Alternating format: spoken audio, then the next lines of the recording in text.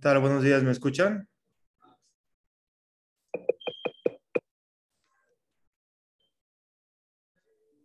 Sí, Se te Edgar, sí te escucha, escucho. Eduardo. Sí, Excelente.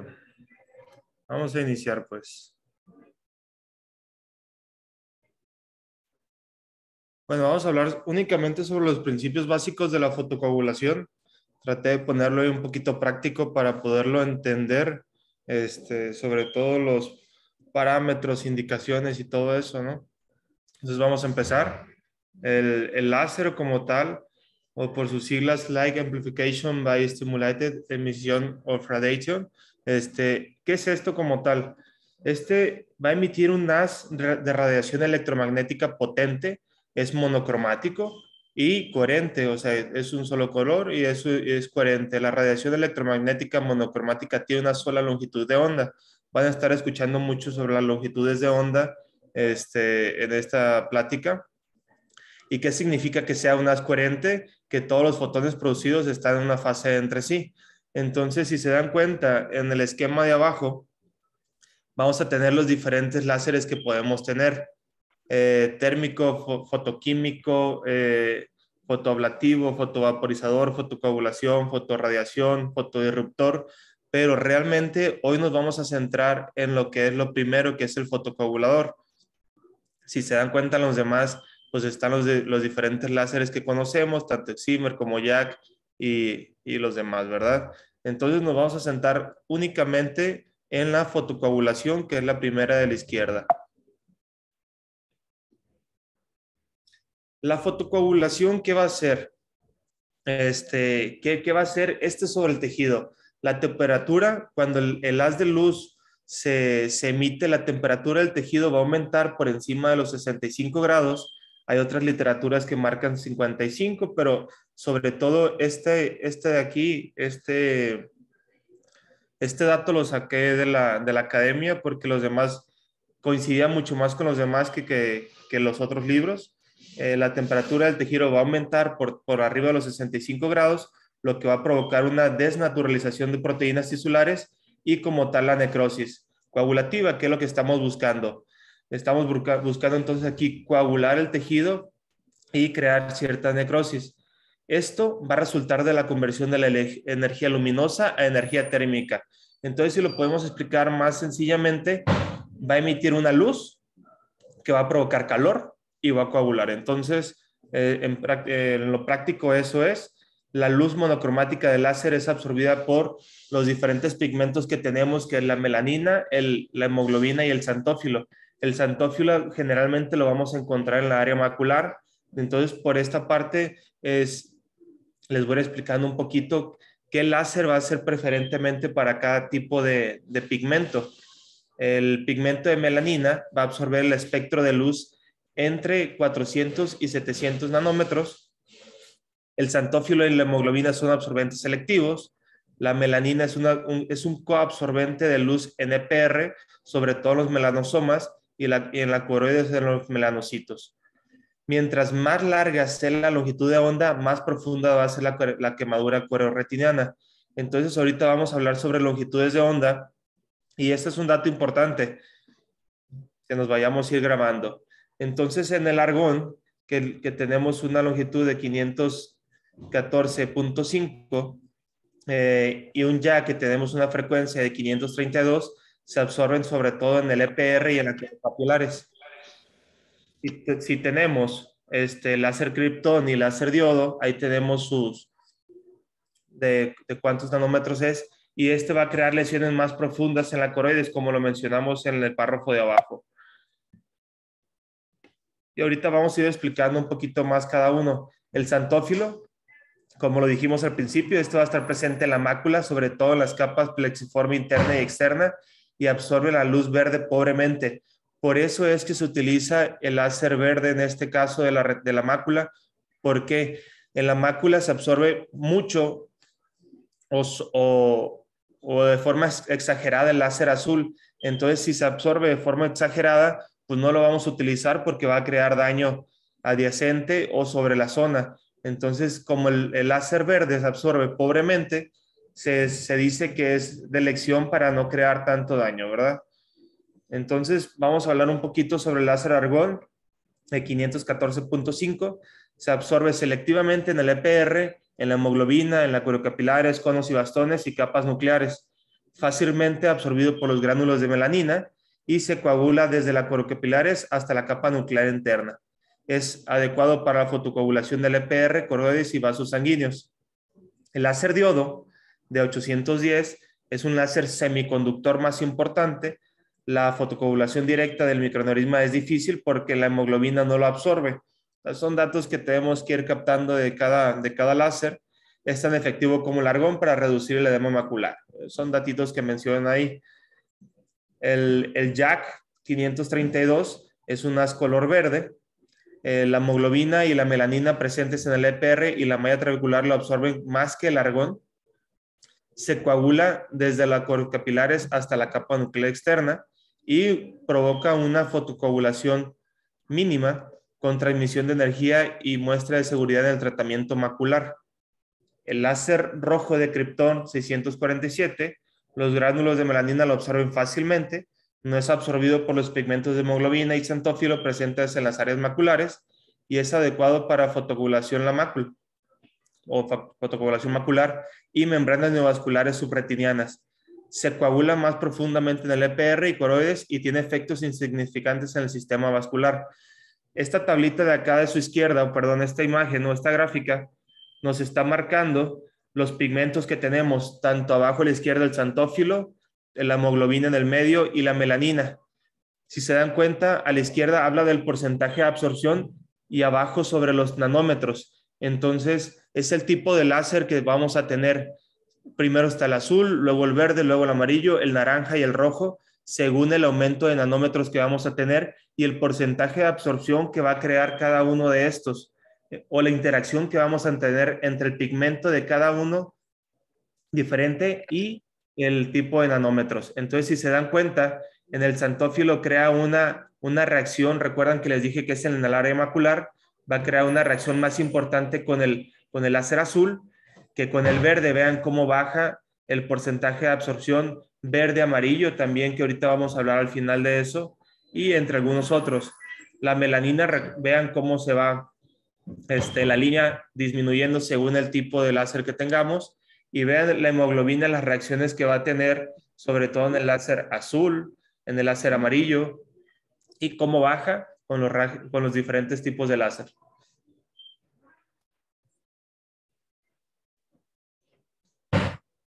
Bueno, déjenme se las quito esta para mostrarles bien los que le quería mostrar.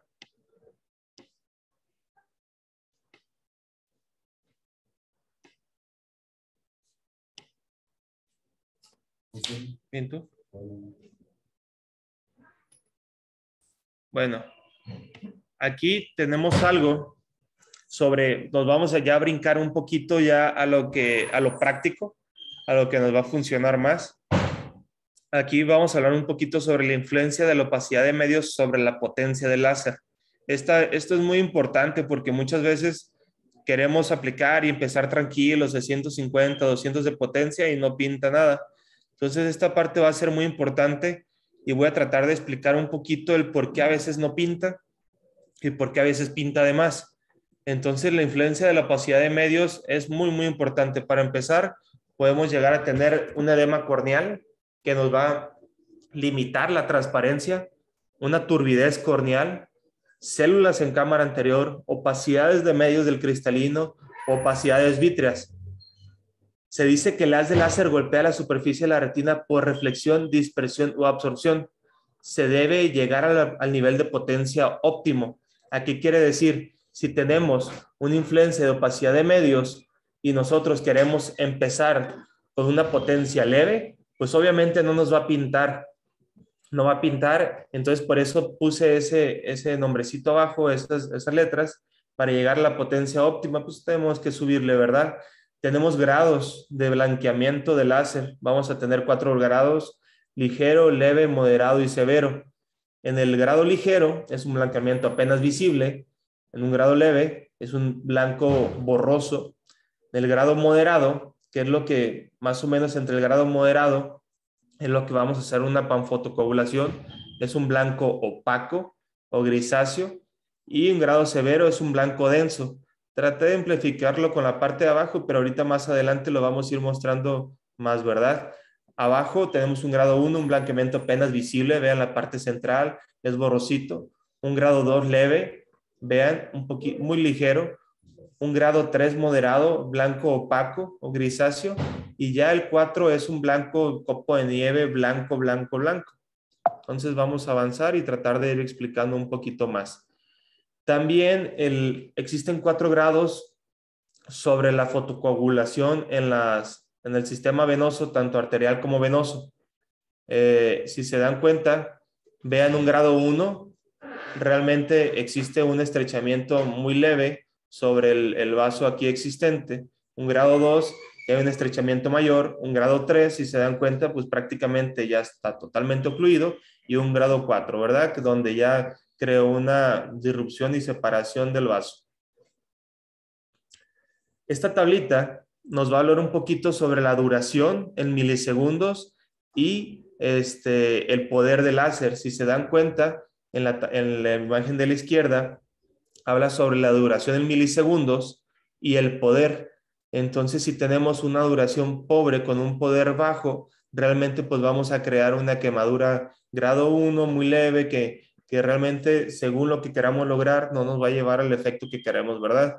Entonces, vean cómo va aumentando tanto el poder como la duración en milisegundos, y ahorita vamos a tratar de explicar un poquito más sobre las interacciones o entre la duración, el intervalo y el poder. El enfoque del rayo láser, ¿por qué a veces nos sale circular bien bonito? ¿Por qué a veces nos sale oblicuo? A veces nos sale como en cuña, a veces de diferentes formas. Pues tiene una razón de ser, ¿verdad? En la forma A es un informe correcto, sin opacidad en medio, realmente nos va a lograr un spot muy bonito, con bordes definidos y blanco que queremos buscar. En el rayo, en la imagen B es un rayo ovalado con un contorno borroso. Esto nos está hablando de un enfoque incorrecto. A veces ustedes, los que han tenido la oportunidad de dar láser en la retina, hay que intentar un poquito para poder lograr esta parte. Hay que enfocar el punto rojo, el spot, y si no se logra enfocar bien, nos va a empezar a dar estas irregularidades. Se dice que en la imagen C, si tenemos una catarata cortical, nos pudiera llegar a dar un spot en forma de cuña. En la imagen D, un contorno alargado irregular, se dice que es por unos astigmatismos altos. En la imagen E, un déficit irregular y opacidades vítreas. Y en la imagen F, un foco nebuloso redondo y un contorno irregular, se dice que también es por opacidad de medios en general. Entonces vamos a poder administrar el láser nosotros de 3 maneras diferentes, tanto en lámpara de hendidura como con un indirecto o con el endoscopio. Entonces ahí está representado en la parte inferior y vamos a tratar de ir hablando un poquito más. ¿Cuándo pensar en anestesia? Bueno, si lo vamos a dar en la lámpara de hendidura, pues hoy por obvias razones, al poner un lente de contacto hay que poner tetracaína para que no le moleste al paciente, pero va a haber algunos pacientes que todavía les moleste mucho más el hecho de estar poniendo láser, sobre todo en las partes periféricas de la retina. Este láser nos puede llegar a provocar mucho dolor, y a veces pues se van a dar cuenta que el doctor Carvajal les pasa ahí un poquito de medicamento intravenoso para que lo puedan tolerar. Entonces, sobre todo en quirófano, podemos poner una anestesia perivulvar, retrovulvar o la sedación que ya les comenté. Esto para disminuir o hacer que el paciente coopere, disminuir el movimiento ocular y el dolor. De lentes vamos a hablar un poquito sobre 2 tipos de lentes, muy rapidito porque no es el tema, ¿verdad? Lentes plano-cóncavas de potencia negativa, que esto lo que van a hacer es una imagen vertical con una mayor resolución de la imagen de una pequeña área de la retina únicamente, como es el lente de 3 espejos, y estos lentes van a mantener el tamaño del spot y de la imagen. Ahorita tengo una tablita donde dice qué tanto va a aumentar el tamaño de la imagen y qué tanto va a aumentar el tamaño del spot. Las lentes de potencia positivas altas Esta nos da una imagen invertida con cierta pérdida de la resolución, pero es muy mínima, pero ofrecen un campo más amplio de la visión y esto nos van a ampliar el tamaño del spot. En esta tabla, si se dan cuenta, tenemos los diferentes tipos de lentes que podemos utilizar para una fotocoagulación panretiniana o focal. Y si se dan cuenta, la magnificación de la imagen en la primera parte y la magnificación del spot en la segunda parte. Si se dan cuenta, nosotros que utilizamos mucho el HDR, pues vamos a tener una magnificación de hasta 1 o hasta 2 del spot, como datos en general, pues para irlos conociendo, ¿verdad? Hablando un poquito de los parámetros, nos vamos a meter un poquito más. Estos van a depender de los objetivos del tratamiento, obviamente, la claridad de medios y la pigmentación del fondo de la retina. Los puntos pequeños requieren menos energía que los puntos grandes. Esto es algo un poquito obvio. Y las exposiciones de mayor duración requieren menos energía que las de menor duración. Entonces, en esta parte, por obvias razones, si dura más tiempo la exposición, pues requieren menos energía, y si requieren mayor, y las que requieren una menor exposición, pues obviamente va a requerir una mayor exposición, una mayor potencia, ¿verdad? Vamos a hablar unos parámetros de inicio. Esta es una tablita del libro de la mamá del mono. Que me gustó esta práctica. Son parámetros que un oftalmólogo puede utilizar, pero obviamente pueden ser diferentes. Los libros lo mencionan muy similar a esta tablita, pero obviamente son parámetros de inicio. Algunos podrán iniciar un poquito menos, algunos un poquito más, pero son independientes de cada oftalmólogo. Entonces, si se dan cuenta, tenemos en la panfotocoagulación, en lesiones predisponentes y en la parte de la mácula. Entonces, para poderlo, que lo vayan viendo, son parámetros de inicio, ¿eh? El poder en la panfotocoagulación, podemos iniciar con 100, 150, igual que las lesiones predisponentes, pero lo puse sobre todo para que vean la diferencia en la parte macular. En la parte macular podemos empezar con un 50, 70 y ir regulando, ¿verdad? Los tiempos de exposición, vean en la parte macular, que es lo que ahorita más me importa que ustedes estén viendo, porque las demás prácticamente es lo mismo. El diámetro del spot, vean, en una panfoto puede ser de 300 a 500, de 200 a 500, igual que en las lesiones predisponentes, pero vean en la parte macular, obviamente va a ser un diámetro de spot mucho más pequeño, según el tipo de lesión que queramos tratar en la parte macular, ¿verdad? El intervalo va a ser lo que tú tardas entre spot y spot, eso va a ser nuestro intervalo. Entonces, un buen intervalo va a ser de 150 a 200. Nosotros al iniciar ponemos intervalos más grandes. ¿Por qué? Porque si no, no nos alcanza a mover el láser o el joystick para poder estar dando láser y dar un buen spot, ¿verdad? Una buena quemadura. Y como saben, en la parte macular, pues va a ser un disparo único. El número de disparos, en promedio, en una panfotocoagulación vamos a tener de 1800 a 2300, según las escuelas de cada oftalmólogo que quieran. Y en las lesiones predisponentes, mínimo 3 hileras para lograr un buen objetivo. Y como saben, en la mácula, pues son disparos casi únicos. Puse esta imagen porque es el láser que nosotros tenemos acá en Santa Mónica, sobre todo en Guadalajara. Y si se dan cuenta, arriba a la izquierda, no sé si se ve el mouse que estoy señalando, va a ser el tiempo de exposición en milisegundos. Entonces, eso es lo que vamos a estar regulando según los parámetros que vamos a ver en cada tipo de tratamiento que queramos lograr. La segunda, es el tiempo de intervalo entre spot y spot. Ahí dice 300, yo también le pongo 300 porque todavía son muy lento. Y a la derecha vamos a tener el poder que queremos en cada tratamiento. Abajo tenemos el NBNB.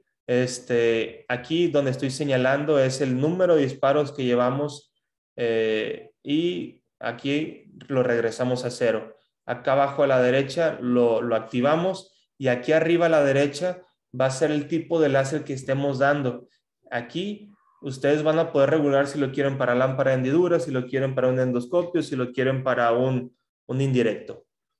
Bueno, nos vamos a adentrar un poquito a la parte práctica de cada patología o en general o en la aplicación macular, retiniana periférica o sectorial. En el láser macular, sobre todo va a estar indicado en amplios rasgos para un edema macular, neovascularización coroidea extrafoveal o anomalías focales del EPR con fuga, como es una serosa central. Para evitar escotomas centrales y pérdida de los capilares perifoveales, no hay que tratar a menos de 500 micras del centro foveal. Esto lo marcan varias literaturas. Punto más pequeño dentro de 500 a 200 micras, según el objetivo que quieran ustedes lograr, y una duración más corta de exposición de igual o menor a 0.1 segundos. Segundos, no milisegundos, ¿ok? En el edema macular diabéticos, todos los microneurismas con fugas ubicados entre 500 y 300 micras del centro de la mácula van a ser los que vamos a tratar nosotros con un láser focal. Fugas más difusas o zonas de falta de perfusión, lo podemos tratar con un láser en cuadrícula verde o amarillo a todas las áreas de fugas difusas a más de 500 micras del centro de la fobia o del nervio óptico. O sea, hay que respetar esta parte tanto del centro de la fobia o del nervio óptico. Fugas de puntos de fuga de una neovascularización coroidea o EPR considera una quemadura más intensa de toda la lesión. ¿Qué quiere decir? Si tenemos una zona de fuga importante o una lesión grandecita, pues obviamente vamos a tratar de crear un spot un poquito más grande para tratar de sellar esa lesión, como lo puede ser en una serosa central. Bueno, si hablamos un poquito sobre la fotocoagulación retiniana periférica o panretiniana, pues el objetivo son quemaduras un poquito más intensas, de mayor tamaño también, un punto de tamaño de 200 a 500 micras, como se lo marqué anteriormente, una potencia de color gris o crema claro, o un nivel grado 3, separadas entre la mitad y el ancho del punto de un spot. ¿Qué quiere decir? Hay que dejar el tamaño de un spot entre spot y spot, o como mínimo la mitad de ¿verdad? Hay que respetar la mácula, o apenas que tengamos indicación de esta, pero si hablamos de fotocoagulación periférica o panretiniana, pues no nos tenemos por qué meter a la mácula, ¿verdad? 1 a 2 diámetros de disco fuera del nervio óptico y de la mácula hasta las arcadas. Hay algunos que respetan un poquito más lo que es un diámetro de disco fuera de las arcadas, algunos respetan 2 diámetros de disco. Nuestra escuela es hasta las arcadas, dejando como mínimo unas 500 micras o como tal un diámetro de disco a nivel de la parte nasal del nervio óptico. Indicaciones de cómo empezar a aplicar esta panfotocoagulación. ¿Por qué iniciar en la parte inferior de la retina? Punto número 1, si sangra, el hemovitrio se va a condensar en la parte inferior y ya nos lo va a dejar aplicar en esa parte. Punto número 2, es de forma inversa el campo visual. Si nosotros tratamos la parte inferior, pues nuestro campo visual es la parte superior. Entonces no nos va a limitar al momento de caminar. También es importante evitar los nervios hilares largos en M3 y en M9. Ahorita les voy a explicar las complicaciones por qué evitar esta parte.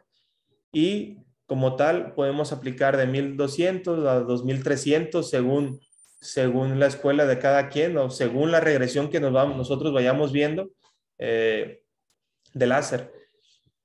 Acá abajo, acá la imagen a la derecha, les pude mostrar un poquito sobre lo que hay que respetar tanto el micras como ya clínicamente visible para una buena panfotocoagulación, y hay que hacerlo con intervalos de 1 a 2 semanas según la escuela entre láser y láser. Hay escuelas que dicen aplica solamente 2 sesiones de más o menos 800 disparos.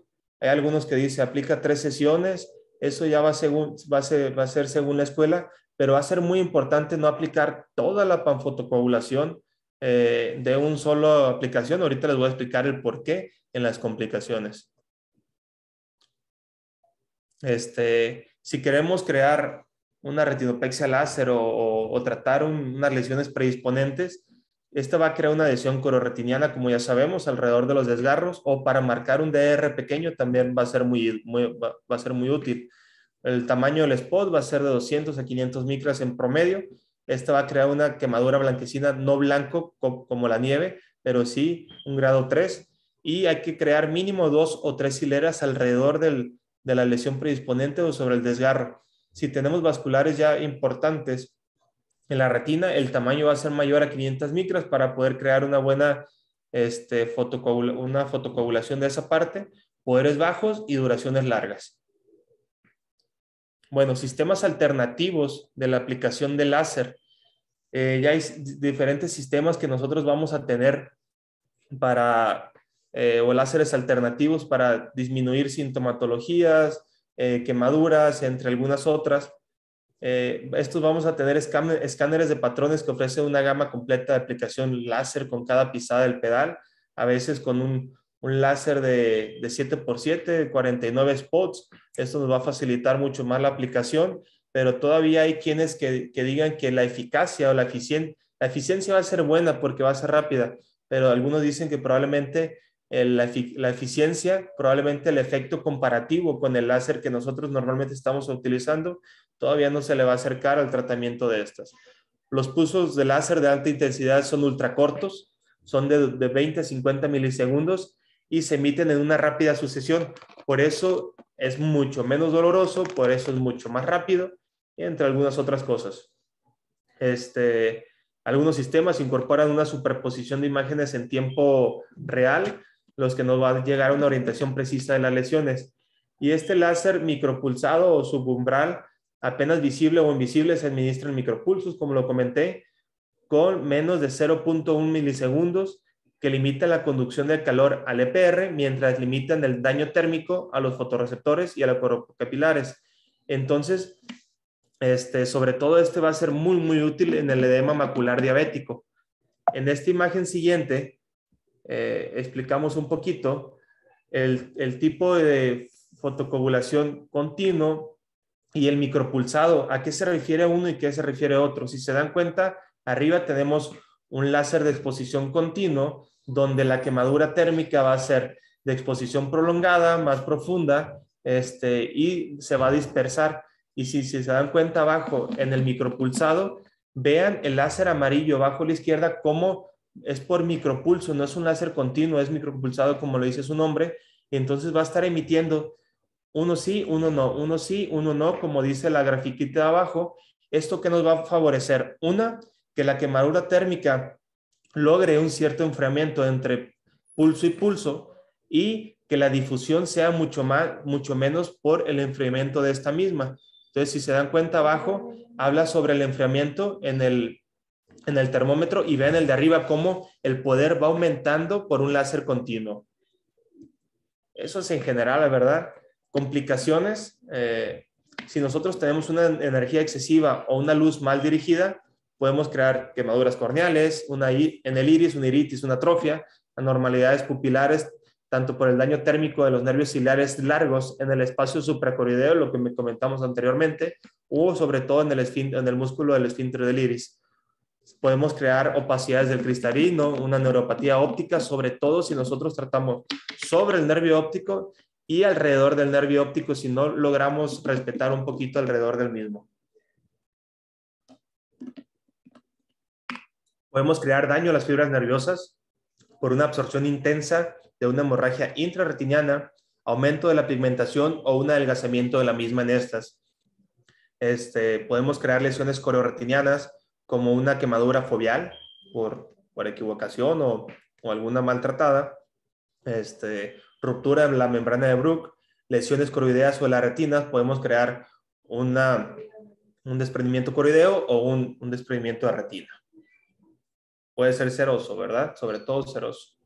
Si tenemos una ruptura de la membrana de Bruch, vamos a tener sobre todo cómo la podemos lograr esta ruptura con un tamaño pequeño del spot y una alta potencia y una corta duración. Si nosotros sumamos todo eso, podemos provocar esto. ¿Qué nos va a provocar una ruptura en la membrana de Bruch? Una hemorragia corocapilar y probablemente una neovascularización. Si tenemos lesiones en la retina, normalmente la podemos lograr por una fotocoagulación intensa que puede causar orificios de penetración completa, una proliferación fibrosa secundario de esto, estrías y una distorsión foveal. Si logramos una distorsión foveal, podemos tener metamorfopsias y a veces hasta diplopia. En el láser focal, podemos llegar a lograr daño con un diámetro pequeño y una intensidad alta, como lo están viendo casi todo.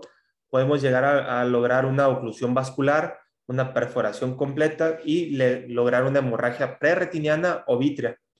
Entonces ahí vamos a tener que hacer alguna que otra maniobra. Acá abajo a la derecha, cuando hacemos una panfotocoagulación extensa, podemos inducir o exacerbar el edema macular, sobre todo en los diabéticos.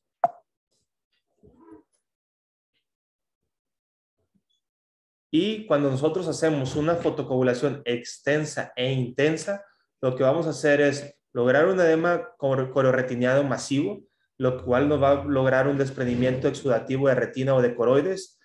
Este mismo nos puede hacer que el cuerpo ciliar cree una cierta rotación anterior, estrechándonos la cámara anterior, aumentando el apío por lo mismo, pero se dice que va a alcanzar su punto máximo más o menos a los de 1 o 3 días y pudiera llegar a resolver en semanas, de 2 a 3 semanas, sobre todo si lo ayudamos con el esteroide. Esta es una imagen de una buena panfotocoagulación, respetando un poquito ahí la parte temporal, no tanto, pero sí se respetó. Si nosotros hablamos de la regresión o cómo nosotros poder ver que nosotros está regresionando, pues todos los daños, tanto hemorragias como microneurismas, exudados, van a empezar a regresionar.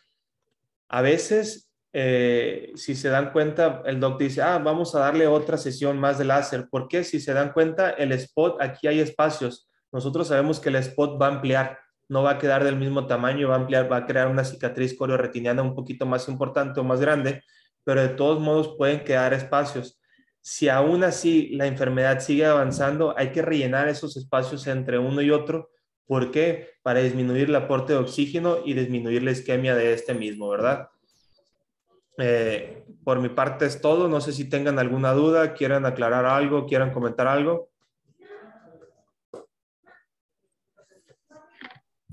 Buenos días, Gary. Muy buena exposición. Te felicito. Y hay que tener en cuenta también el tamaño del spot inducido por los lentes. Algunos lentes producen una magnificación del spot y algunos lentes no. En este caso los de contactos, por ejemplo, me parece que el lente de 3 espejos que usamos para la mácula pues no magnifica, ¿no? O magnifica casi nada, ¿no? Pero casi creo que es de 1 la magnificación del spot y no requiere ajuste. En cambio, el HR que usamos nosotros, en este caso el PRP, que es de otra marca, de ocular, sí tiene una magnificación, me parece que es de casi hasta 2. Es por eso que nosotros colocamos el spot en 200, que al final por 2 sería 400 o 400 y algo más, ¿no? O 300, entre 390 y 400 y algo, pues, pero ya llega como que justo a tus parámetros de panfotocoagulación retiniana, ¿no? Que es alrededor de los 400, 500 micras. Eso se debe tener en cuenta, el ajuste del spot en la fotocoagulación inducida por el lente del cual vas a usar, por la lupa. Y respecto del láser, es cierto que lo ideal es colocarlo en 2 sesiones para evitar todas las complicaciones, pero fíjate que en mi estadía aquí en México, pues yo vengo de otro país y acá en México hay más incidencia de diabetes, ¿no? De pacientes diabéticos, las complicaciones son muchas más altas. Y he visto que aquí tienden a ser más agresivos en la fotocoagulación de láser. No quiere decir que esté mal, está bien. ¿Por qué? Porque la casuística lo amerita. El, el paciente aquí viene con mucha complicación y pues generalmente es paciente que lo vas a ver una vez, ¿no? Hay casos aislados, ¿no? Que los vas a ver una vez, que no lo vas a dar seguimiento, vienen de lejos, un ojo único, el otro de ojo ya lo perdió por glaucoma neovascular, entonces el otro ojo hay que darle lo mayor posible, mayor tiempo posible el láser, ¿no? Y no lo vas a ver. Entonces, sí he visto que dan más de mil 1000 spots por sesión y no he visto ninguna complicación hasta el momento, ¿eh? Como por ejemplo edema macular o más temido el desprendimiento de retina, ¿no? Tipo seroso. Pero sí siempre hay que tener en cuenta que esas complicaciones sí existen, ¿no? Y te puede pasar. Y pues lo ideal, como mandan muchas guías, es darlo en 2 a 3 sesiones, ¿no? Si es que vas a tener un seguimiento con el paciente. Así es. Excelentes comentarios, Tanaquín. Muy bien. Te felicito, muy bonita exposición. Nos vemos al rato. Gracias. ¿Algún comentario de alguien más? ¿Dudas? ¿Algo que quieran preguntar? Buenos días, yo tengo una duda. En un caso específico donde, bueno, hay que poner alguna panfoto como en una oclusión de vena y que las primeras, los spots no marcan y no marcan y no marcan, ¿qué tanto se insiste en realizar la panfoto o se deriva y se espera? O sea, ¿qué tanto se puede seguir intentando sin pensando en no inflamar tanto o Sobre, esperas a realizarlo en un tiempo? sobre todo, Andrés, hay que esperar la zona de isquemia, ¿verdad? Cuando al principio hay hemorragias, no podemos lograr ni hacer bien la fluorangiografía para ver la zona de isquemia que logró la oclusión, dependiendo si fue de central o de rama, porque no todo se trata igual, solamente hay que tratar la zona de isquemia. Y dos, hay que esperar que la hemorragia resuelva para poder fotocoagular. Otra, hay indicaciones para poder fotocoagular por ejemplo, el caso que tú dijiste. Hay que esperar a la neovascularización tanto del segmento como de la retina o del nervio óptico. Y sobre todo, si tú ya te resolvió tus hemorragias, no te ha hecho neovascularización, y lograste hacer una buena fluorangiografía, pues solamente tratar la zona de isquemia que pudiera ser, si fue de rama, ahí va a estar la zona de isquemia como a 3 4 5 diámetros de disco alrededor de la misma. Y es lo único que hay que tratar, no hay que cerrarle todo el campo visual porque pues le vamos a afectar con la sintomatología, ¿verdad? Va, perfecto, gracias.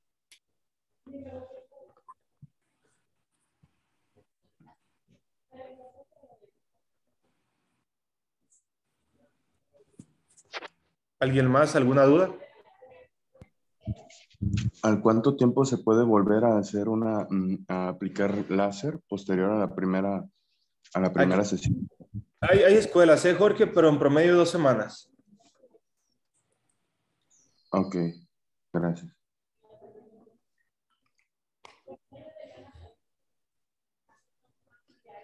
Otra cosa importante, si ustedes tienen un edema macular previo y quieren panfotocoagular, primero traten el edema macular porque si no van a exacerbar el mismo, ¿eh? O sea, si tienen ustedes un edema macular y quieren panfotocoagular, primero traten su edema macular y secundario hagan la panfotocoagulación.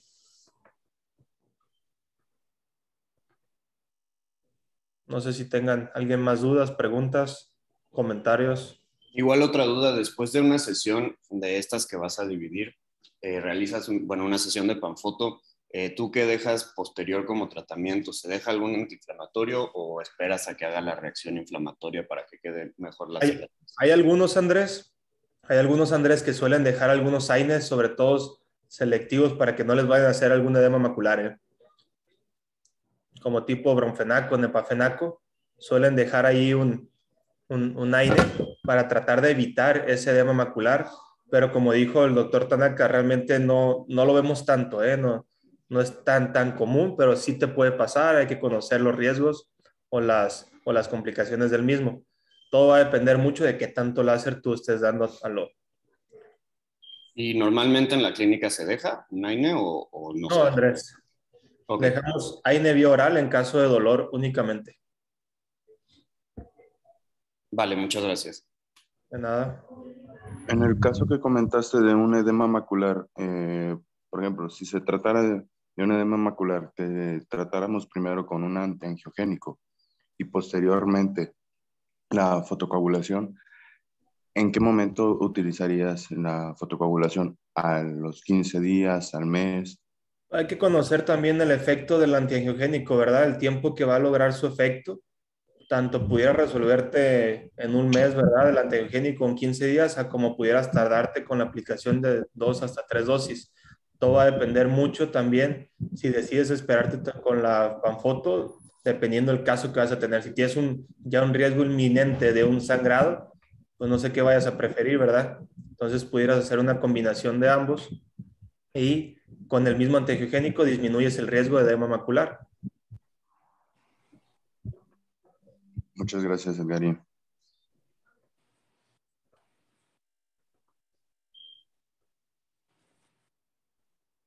No sé si alguien más tenga alguna pregunta, duda.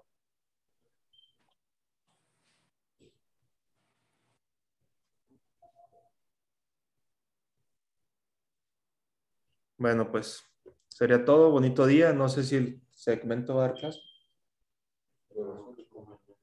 Bueno, hasta mañana va a dar clase, muchachos. Que tengan bonito día. Gracias, igualmente. Gracias. Buenas tardes. Gracias. Gracias. Gracias. Gracias, Doc.